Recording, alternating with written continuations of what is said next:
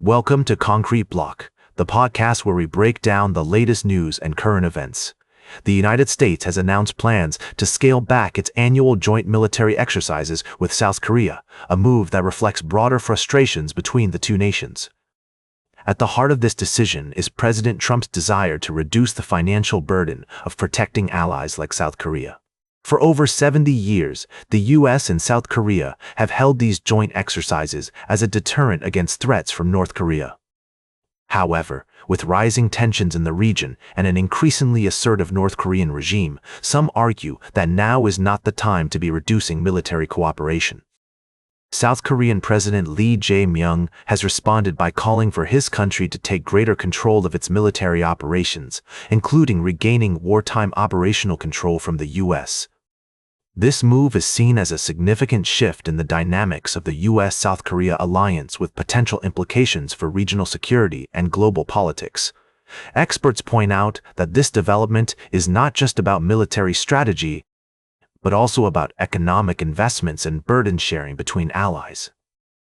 The U.S. has been pressing South Korea to increase its investment pledges and military spending, particularly in light of the ongoing conflict in Iran. However, South Korea's slow pace in fulfilling these commitments has led to frustration in Washington. As we explore this story further, it's essential to consider multiple perspectives and avoid simplistic narratives. The relationship between the U.S. and South Korea is multifaceted, with historical, cultural, and economic ties that go beyond mere military cooperation.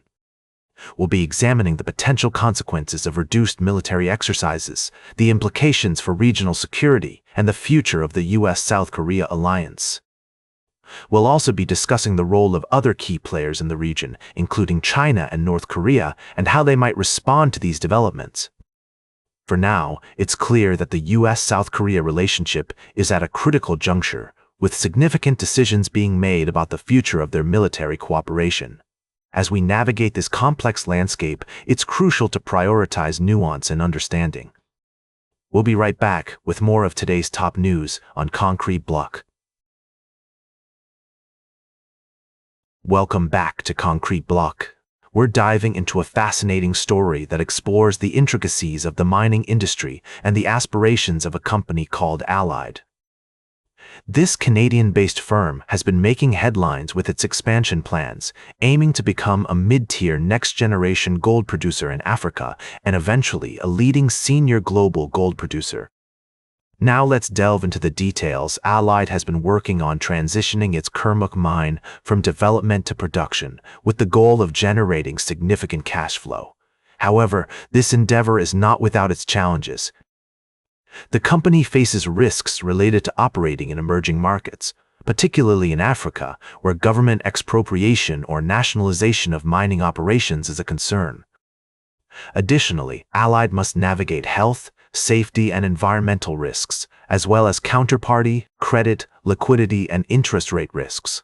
The company's ability to replace and expand its mineral resources and mineral reserves is also crucial to its success. Moreover, Allied needs to ensure compliance with anti-corruption laws and maintain good relationships with local communities.